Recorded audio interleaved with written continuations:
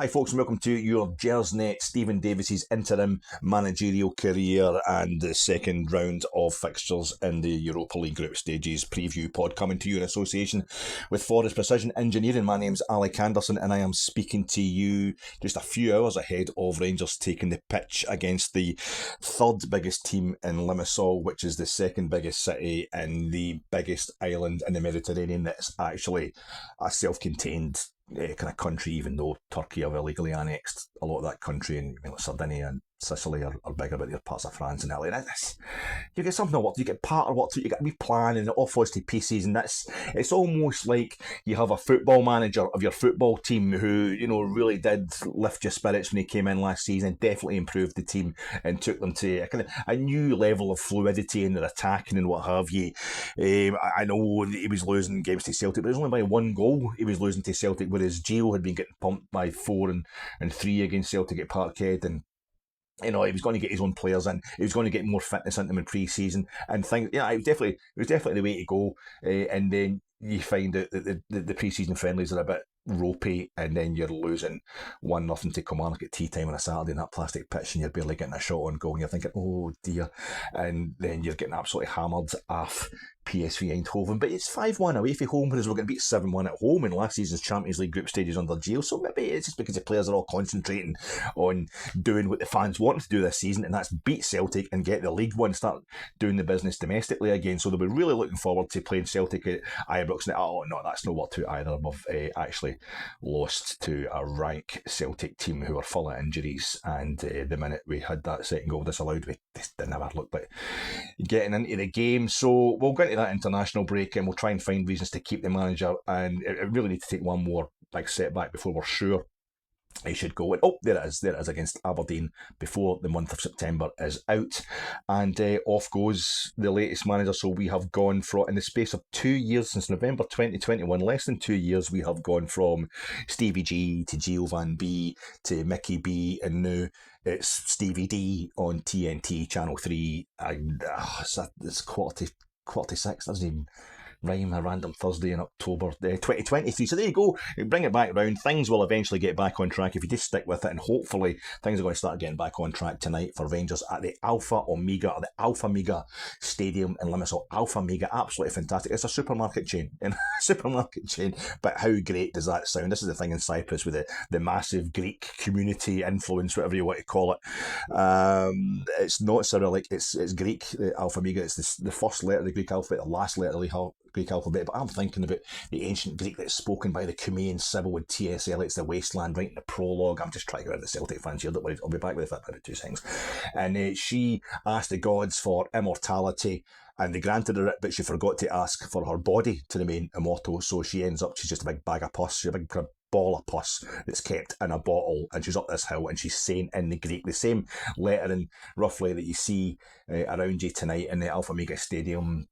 Just kill me, just going to put me in my misery. I wish I'd never asked for this. And that, I think, reflects really how a lot of Rangers fans are feeling at this point in time about the way the club has been run, and certainly what's been happening on the pitch. And although I saw on a Rangers TV video about the players, the training session in Limassol last night, it looked pretty smart, the Alpha Omega Stadium. Apparently it does, it's clearly in the middle of nowhere, and the roads to it, the access roads are pretty bad. So let's stretch that and say it's a wasteland. Rangers find themselves in the middle of a spiritual and physical wasteland tonight. But Stephen Davis, the green and white shirts of recovery, Aris Limassol play in green and white. So many teams in Cyprus, they play in green, or it's light blue, it's green, or light blue. Even the Greek national team, so I'm going to say that. I'm going to say a lot. I'm going to say Greece a lot, and I'm going to say Aris Salonika a lot. And I'm sorry for Aris. They're a great team, different country altogether, and nobody even calls them Aris Salonika. I just read it in the Marshall Cavendish World Soccer Encyclopedia book that I had when I was like 10 years old, and I've never been able to get it out of my head. But it's Aris Limassol of Cyprus, and a lot of the Cypriot teams playing green or they play in light blue, and the Cypriot national team obviously play in a kind of white with blue that becomes a kind of light red, the colour red. People of Cyprus, let me introduce you to the colour red. This is a kind of maroon top I've got on just now. Give it a go. It'll help foreigners like me delineate between your various clubs. And it's the green and white shoots a recovery. Hopefully they play in green and white stripes. Aris Limassol, as did Real Betis, who will be beaten in our previous game. Michael Beale's probably his greatest result ever, with all things considered, all factors considered. Quality of opponents, quality of performance, the actual necessity to beat them on the night, the validity of the points gained. That was probably his best performance, and it was his kind of farewell performance as well, I think, Michael Beale.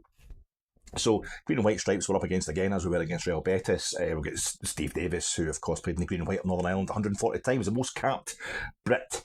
And his debut for Rangers was against the actual Greek Panathinaikos in green and white in February 2008.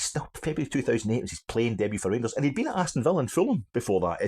He's still playing. He still wants to get back. He's still talking yesterday in his press conference about getting back to full fitness. Absolutely amazing. His first goals for Rangers were against Werder Bremen in this competition. The next round, after we put out Panathinaikos, his first goal was Ibrox against Werder Bremen, the famous green and white team from Germany. And he's twice played in the final of this competition, Stephen Davis. He played the whole 90 minutes at Manchester in 2008 against Zenit, and he came on for the last 50 minutes of normal time against Eintracht in Seville, played the whole extra time, and he took the second penalty. He went up there and took and scored the second penalty in that shootout against Eintracht in the Sanchez Pizjuan after his captain on the night and his captain tonight, James Tavernier, had taken and scored the first penalty. The two of them sit together in that press conference yesterday. So yeah, I'm just hoping these kind of signs, this kind of green and white shoots a recovery, blah blah blah, is what's going to get us going tonight, because it's just a weird situation. Last Wednesday we're playing Livingston in the League Cup, and I'm at the game at Ibrox,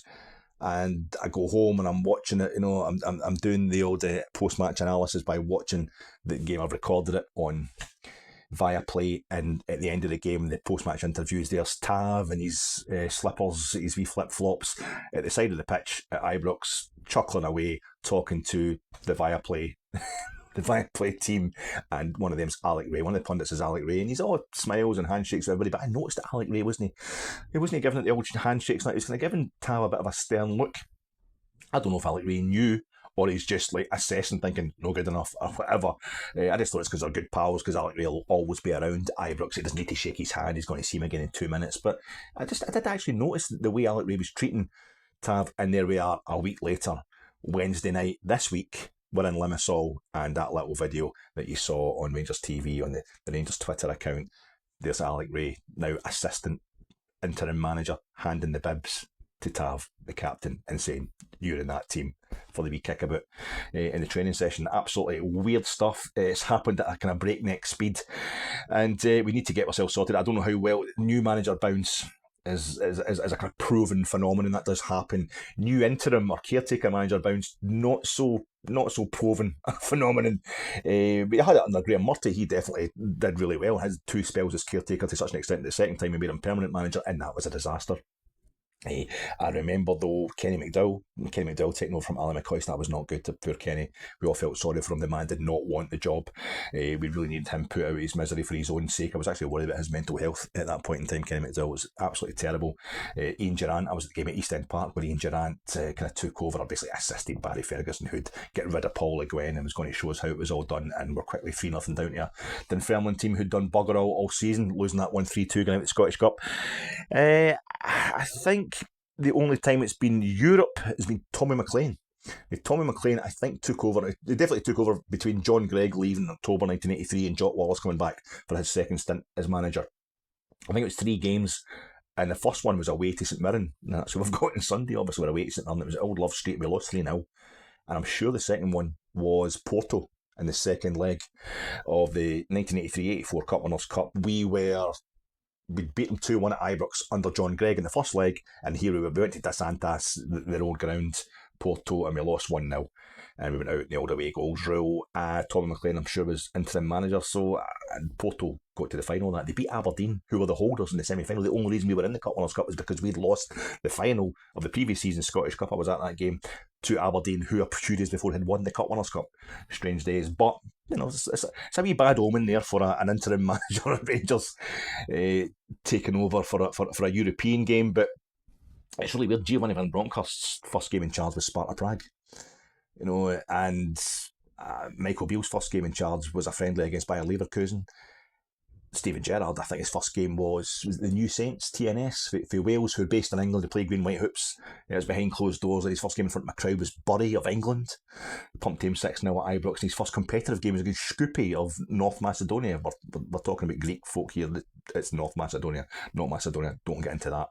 I think the only kind of management team at Rangers who's taken over at any point in the last 5 years against a Scottish team was the boys for the reserves and that took over for the semi-final against Hibs that were 3-0 down in half an hour at Hampden when between Giovanni Van Bronckhorst taking over and Steven Gerrard leaving. So that was against Hibs Hibernian, a team that are named after the Roman word for Ireland. So a strange little phenomenon there. The only phenomenon we're looking at is an interim manager coming in and calming the waves, just getting everybody back on side. It really has been a turbulent few days, and I think you should check out, if you haven't already, Sunday night's Sunday night's main flagship show, Gersnet at 9:30. It was on whatever platform you're watching this on. Check it out. It was Colin and Gary and Craig, and they were really great. The boys, a great conversation, because it was 9:30 on Sunday night, and they just found out half an hour beforehand that Michael Beale had been sacked, along with his team of Neil Banfield, Damien Matthews, Harry Watling and Jack Aid. All the best to them, all the best. Nice guys, trying their best, but the job was just too big for them. And I think it's been quite a thing. The thing for me, I kept sticking by Michael Beale. I didn't think it was time to sack him. And it's quite unbelievable. Not that he's been sacked, but I think it's been unbelievable how ruthlessly, not anybody has acted, not the board have acted, how ruthlessly the whole situation came to a head. It was just like, no, it's too soon to sack him. Even the Celtic game, too soon to sack him. Let's see if he can bounce back for this. He's got an international break to let everybody's fitness kick in and blah, blah, blah. And then his first press conference after that defeat to Celtic that day, where it's the pre-match presser for the trip to McDermott Park. I thought, no, you've not got it. Because his press conference style at pressers was just becoming more and more alarming. It more and more disingenuous, more unconvincing. And I don't mean that, as I was always keen to point out, that's not necessarily proof in itself. You've got Jurgen Klopp this week. Jurgen Klopp talking about getting a game replayed and what have you down south. But Jurgen Klopp, Pep Guardiola, Mourinho, Sir Alex Ferguson, all of them, the most iconic, best legendary managers in European terms, and particularly English Premier League terms. Only says because I can understand what they're saying because they're speaking English in England. They really disingenuous, really horrible, a lot of really bad acting going on from slanderous stuff at times, telling you lies to your face and manipulating the truth. So that's not that is not Michael Beale being unconvincing and coming out with kind of confusing lines in press conferences was not in and of itself proof that he was a bad manager. But the results on the park were, and I was getting more and more doubts about him through these press conferences, and then he proved it just ruthless. That was it. He got that one more defeat that he had to get to prove that it was time to sack him before September was out. It was like if he'd gone any quicker than that, it would have been too soon. If he'd stayed on any longer, it would have been far too long. It was untenable for him on Saturday. The atmosphere around Ibrox on Saturday, it just made it apparent that apart from anything else, it would be kind of dangerous for Michael Beale to come back. The fans had just had enough if the fans were going to come back. And that's to blow it out of all proportion. It's just big. I saw Michael Beale actually leaving the stadium on Saturday, and he was just a defeated man. You saw him in his press conference after the game. You saw it on Sports Scene or whatever when he was talking to the media. It was gone in his eyes. He was just gone. He wanted out, and he's got out. And I think it's been really brutally, kind of clinically proven that it was time to go. Not a moment too soon, not a moment too late. And technically speaking, he's still in we're still in 4 competitions, although the league, we've got a lot of catching up to do, and the Scottish Cup doesn't start until January for us. But it's really quite a weird situation, and the board now, the conversation now is how the board are going to get themselves a new permanent manager. Steve Davis, in the meantime, has been perfect. He has been as quiet and composed because he has nothing to prove as Michael Beale was kind of loud and waffling because he had too much to prove. Michael Beale was trying to impersonate somebody with kind of class, and Steve Davis just has it. And that's just even the in-house interview he did with Rangers TV on Tuesday, before we saw the presser last night, where he was just sitting having a laugh and all that, really, really relaxed over in Cyprus. It's just, that's kind of calmed everybody a wee bit. It's just been nice. You're kind of back in the warm glow of somebody who knows how to win, and it is as a player, not as a manager. But it's been nice. But the directors are under serious pressure to get the new manager sorted, because in the absence of Michael Beale to take the blame for everything, the blame has gone sideways. It's gone to the players and it's gone to the directors. Now we've got James Bisgrove and there's Craig Robertson, who's obviously he's a kind of desk jockey type of football director. He's not going to be the director of football as such, but he's obviously taken on that role in the absence of one, to get rid of the de facto one, who was Michael Beale. And so this is now, I think it's John Bennett and James Bisgrove. We've never been slow to sack anybody. That was their last kind of roll of the dice. Now the blame is going to start coming towards them. I think they've done okay as directors so far. They weren't in the positions they're in, CEO and chairman, when Michael Beale was appointed director. I don't even think they were in that position when we let go of Ross Wilson. Well, they were about the same time, I can't remember. But this is it. This is where they've got to show that they're going to upgrade. It's all on them now. And the players, well, they have to win on the park. They're in a kind of no-win situation. If they play well tonight, it's like, oh, how could you not do that for Michael Beale? You're cowards, whatever, you're trying to get rid of the guy.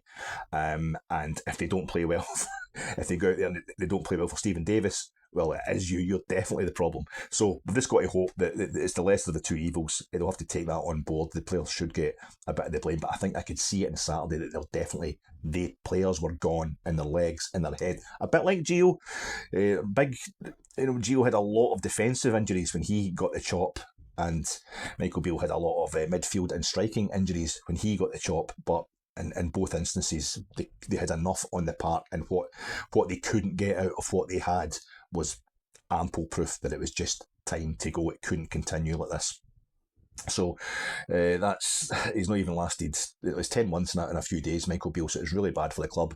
And the chat. I know everybody's.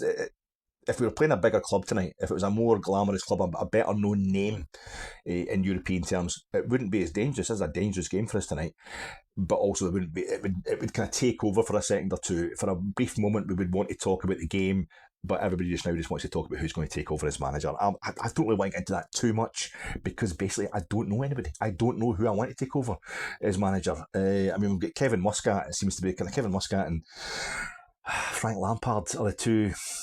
And I'm just automatically, it's two top candidates, or the two ones that we're talking about the most in terms of a short leap. That's well sheet as far as I'm concerned. Kevin Muscat, it's the Ange Postecoglou impersonation. I thought we'd already done that in terms of letting our manager pick his own players, no director of football, to let him act as a de facto director of football and pick players to suit his system, and it really hasn't worked. It's been a complete disaster.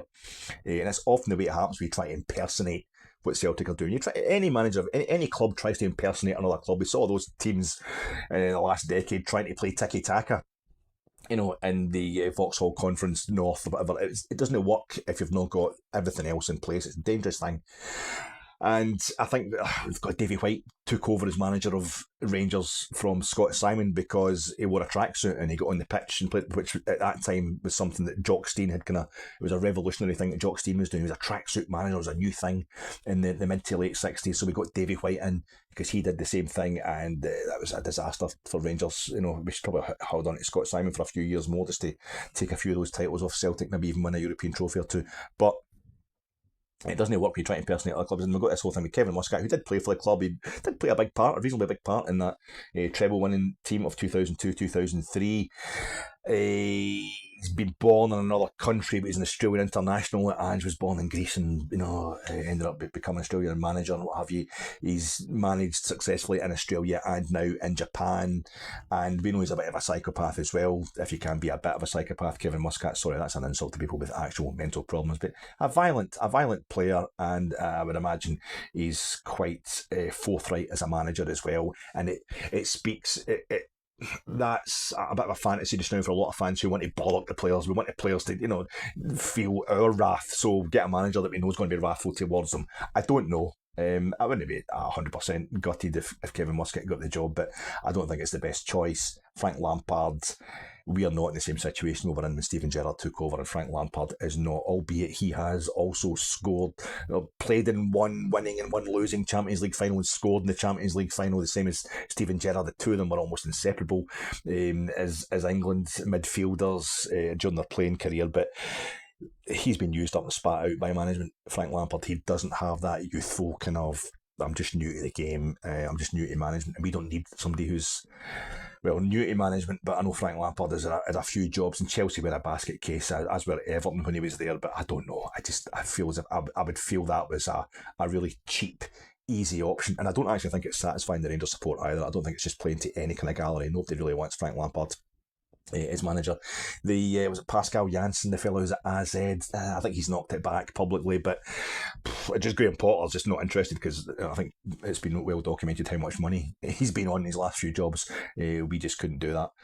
We couldn't pay him that level of remuneration, and I think Pascal Janssen, he's doing well with AZ, but they're trying to break into the three club monopoly in Holland, the three big clubs, Feyenoord, PSV, and Ajax. We want a manager who is the monopoly, is ready to monopolise Scottish football. So I don't know if he's going to fit the bill.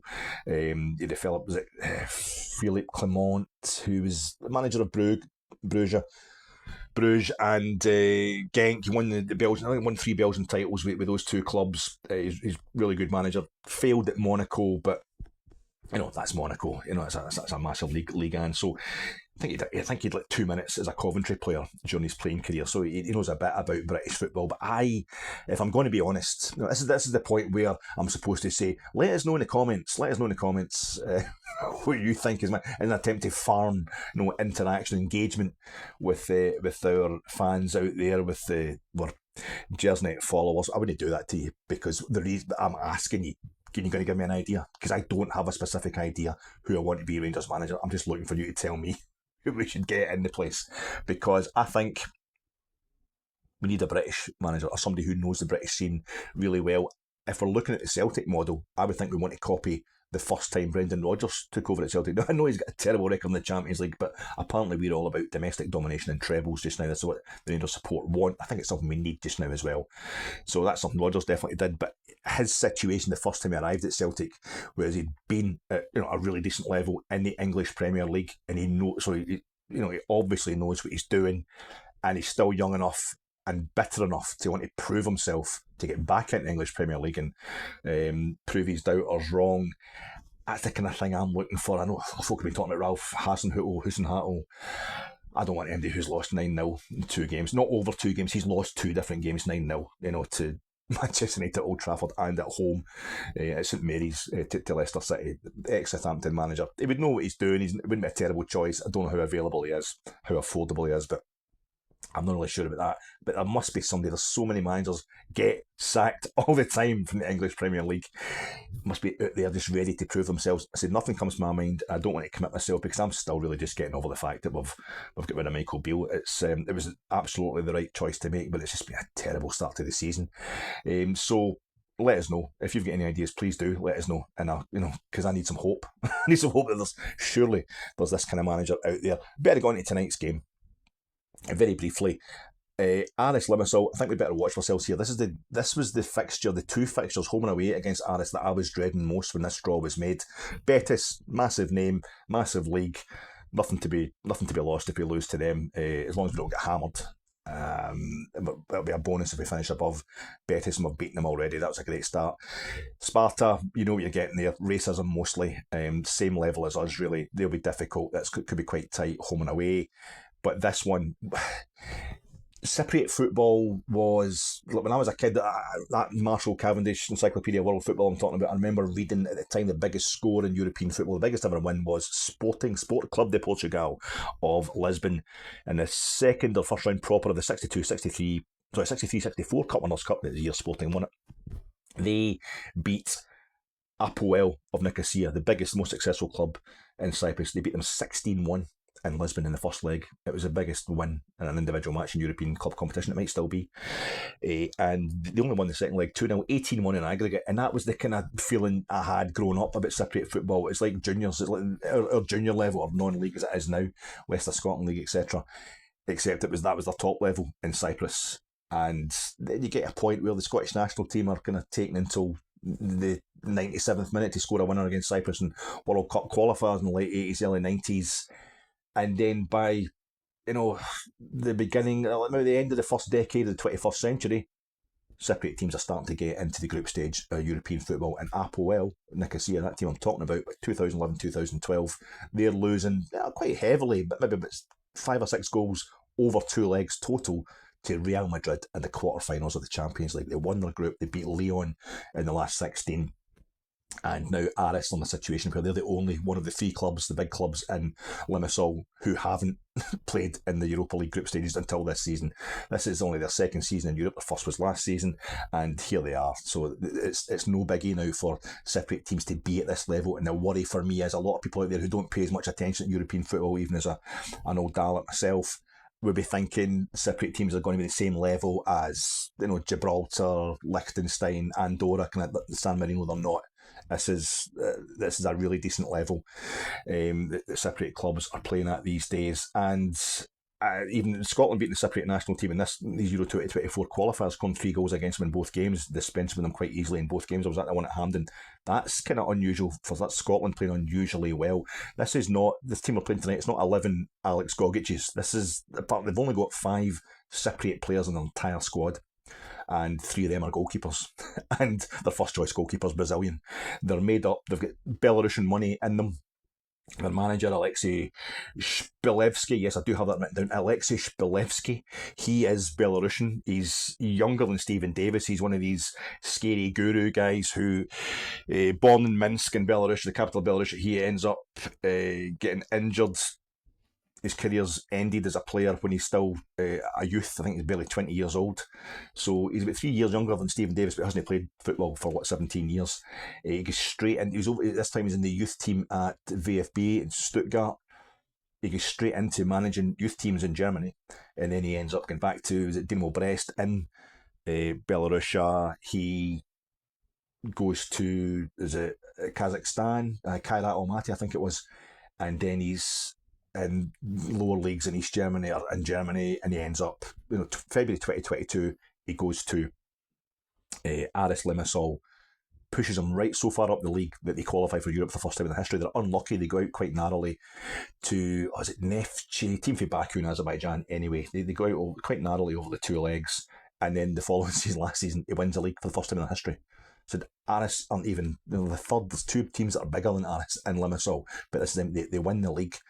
Absolutely fantastic. So I think this guy's one of those guys who's put all the energy he would have had, a bit like Michael Beale, let's be honest, all the energy he would have had in his aborted playing career into his management career, learning the ropes. So I don't think they're a team to be feared, but they're certainly a team to be very aware of.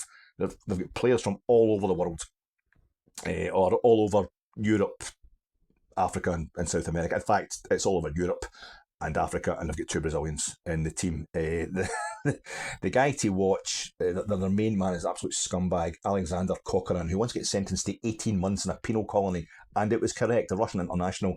He deserved to get sentenced to 18 months in a penal colony. His wee hobbies are being racist and beating people to literally within an inch of their life on a night out.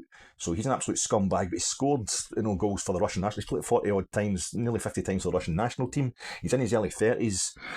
He's played in the World Cup finals, the Euros. I think he scored in the World Cup finals as well for Russia, and he scored their first ever goal in group stage European football was this season. The night we were beating Betis, they're losing 3-2 to Sparta in Prague.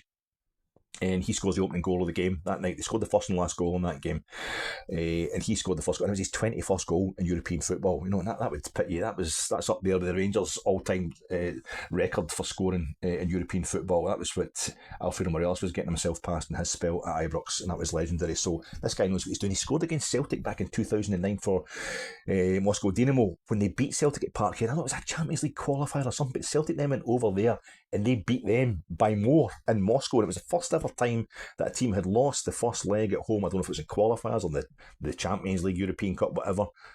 They'd lost the first leg at home and then progressed. And then Motherwell did exactly the same thing. I don't know if it's the same season or maybe it's the season after in the Europa League against Llanelli.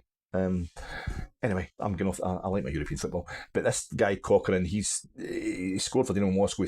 He won the league in the Russian Cup and everything with Zenit. He's played for Spartak in Moscow, and then he ends up at Fiorentina. They buy him, so that's a great level. But they loan him out to Aris last season, where he helps him win the league, scoring lots of goals. He's a player of the season in Cyprus, and he's back there this season. I think he's still on loan. But he is an absolute scumbag as a person, but he's a phenomenal striker, so we need to be careful of him. He looks a bit, to me, like is it Ida Good Johnson, used to play for Chelsea. He's got the kind of blonde hair thing, a bit chunky and what have you, but that's the guy to watch. They've also got a fella, Yannick Gomez. He's a Senegalese international. He scored a hat-trick against Slovan Bratislava. He's early 30s, has played in France, and that's what we're looking at here. Their kind of general level is summed up by Slobodan Jurosevic, who's their left back. He's played like 150 games for Partizan Belgrade, scored in the Conference League, played Europa League football, played 3 times for Serbia.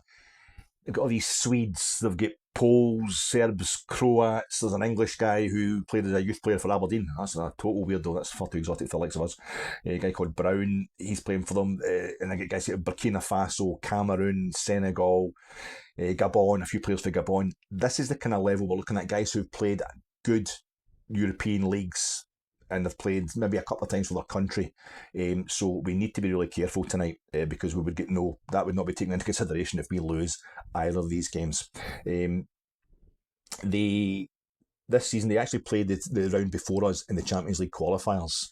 Aris, they destroyed Bate Borisov, and I really need to talk to you one day about Bate Borisov and their, if we're getting the record for being the worst team ever in the Champions League group stages, I need to talk to you about Bate Borisov from Belarus. But they pumped them 6-2 at home, and they beat them like 5-3 over. Well, it was in Hungary because Belarusian clubs are not allowed to play at home; they've got to play away from home behind closed doors because of Belarus's involvement in the invasion of Ukraine, or their support of Mr. Putin. But they hammered them, and then they're really unlucky against Rakov Czestochowa of Poland, first time champions of Poland as well. They lost to them quite narrowly in the third qualifying round, so they dropped into the playoffs of the Europa League, and they pumped Slovan Bratislava. The cheek to beat them in Bratislava 2-1, then Aris again beat them. They've played. This is their 5th game at home in Europe tonight, and they've only lost 1, and they've won 2 of them by 6-2. So we need to watch ourselves here. This is a good side. They're of a good level. But what are Rangers going to do tonight? I have no idea. And it's good to have no idea. I don't have to be guessing at Michael Beale's 4-2-3-1 or is it 4-3-3. Steve Davis is, even yesterday when he was talking about the injuries, Jacko's had to stay, and Kamar and Nico are back in the squad. That's no kind of like 2 weeks down the line. He's back to such and such training. He's in the swimming pool, and it was just, these are the guys that are out. These are the guys that are back. It was just so nice. It was so calm. It was so assured. It was just, the madness has kind of died down a bit. But I don't know what he's going to do in terms of selection. The one thing I've noticed the only thing anybody's really noticed with Aris Limassol and the limited knowledge we've got basically of Cypriot football is that the 3 goals they conceded when they lost 3-2 to Sparta in the previous round, all from set pieces. Well, 2 came from corners, and 1 was from a long throw into the box. Get the ball into their box and they're honking at the back, I would hope. I hope that continue. So far this season in the league, they have, I think, they played 6 games of 1-3, drawn 2, and they lost their first one at the weekend there. It was a local derby against Apollon Limassol. So they've had a bad weekend as well as ourselves, and they're roughly the same situation of domestic form. It's put them 5th in this kind of 14-team league, but they're neither too bad nor too good. Aris, we need to be wary, as I say, but I would fancy tonight, maybe Stephen Davis, it's going to be something simple. He's probably going to go and speak to the players and say, what do you want to do? What do you think is the best option here? And it'll be 4-3-3, I would say, maybe. If I've got to guess, but he might want to go with the 3 centre halves just because Aris will probably try to hit us in the break, the counter attacks. We go 5 at the back for that with our wing backs, but also might want to get John Souttar in there as well as Ben Davis and Connor Goldson, especially considering how our goal eventually went in the previous game in this competition for our set pieces for our corners, our long throws, perhaps for free kicks into their box, given that they're a bit vulnerable in the air. I will just say one thing: how many Ballons d'Or have played for Rangers? How many European Footballers of the Year have played for Rangers? Because Aris Limassol, they were the employer, they were the last club of one Oleg Blokin, the 1975 European Player of the Year, who played along with Igor Belanov, the 1986 European Footballer of the Year, in that Dynamo Kiev team who lost to Rangers in the 1987-88 European Cup, an epic night at Ibrox. But what a team they were. Blokin scoring 2 separate Cup Winners' Cup finals, 75 and 86, both won by Dynamo Kiev. And that's the kind of place Cyprus is. You know, guys who get themselves at the gulags or whatever like that, eventually get over there and just want to soak up the sun at the end of their career. And that's the kind of team we're up against tonight. A lot of guys who, if they're in the mood, will turn us over if we're not watching ourselves. It's Stanley Matthews. Stanley Matthews played a couple of games for us, the first ever European Footballer of the Year. He played a couple of games for us as a guest during the Second World War. He's only Ballon d'Or to play for Rangers, but it's a team to watch. I would think we would go with Jack Butland in goals, perhaps. I'm probably going to be Goldson and Davis at the back, just the two centre halves, Tav and Borna. I would maybe go Raskin, Lundstrom, and who else are we going to have in midfield? There's somebody really key that I'm missing from midfield. Raskin, Lundstrom. Anyway, we're going to have, I'd say maybe the three up front. We're going to have Cifuentes obviously in midfield, and Lammers, Roof, and Sima. I know people are talking about Scott Wright getting in there instead of Lammers. I know Lammers getting a hard time, not too pacey. Maybe we'll look for pace because we're going to hit them in the break, perhaps. But I don't know that we'll have to hit them in the break. I think we'll probably be the dominant team on the ball tonight. But yeah, it's just all about Steve Davis. It's all about him handling things while we get ourselves a new manager. It's all about Rangers keeping themselves in contention here. Because Sparta beat Aris and we beat Betis, and Sparta tonight are going to Real Betis. They're going over to Andalusia, and Betis won 3-0 against Valencia at the weekend. They're hitting form again. We win tonight against a team we're expected to beat. We could find ourselves 3 points clear after 2 games, and that would probably mean at least, third place is almost guaranteed us.